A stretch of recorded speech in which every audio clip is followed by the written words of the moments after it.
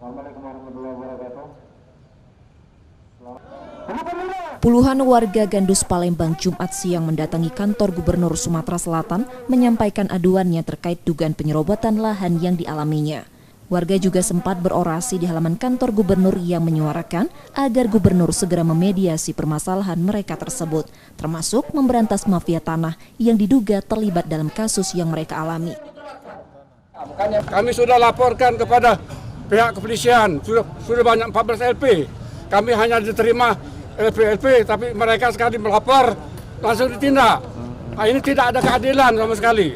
Oleh karena itulah kami menghadap Pak Gubernur ini supaya kami tolong dibantu Pak, rakyat kecil yang hidup di situ. Lebih daripada 200 keluarga yang akan mati kelaparan karena batang karet kami dipotong, diambil, dijual oleh preman itu.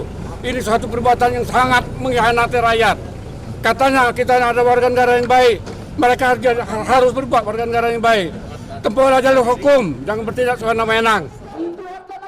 Menanggapi aduan warga itu, pihak pemerintah provinsi berjanji akan segera melakukan mediasi. Kita panggil, kemudian kalau ada misalkan dari kawan-kawan dari kepolisian juga kita hadirkan. Galau-galau kita hadirkan supaya lemah kita ngomong.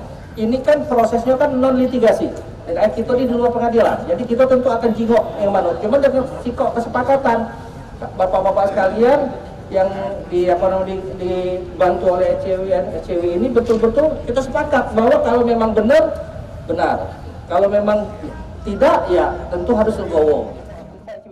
Pemerintah Provinsi Sumsel akan segera menghadirkan berbagai pihak yang terkait pada konflik lahan tersebut. Yudi Kiswanto, Kompas TV Palembang, Sumatera Selatan. Assalamualaikum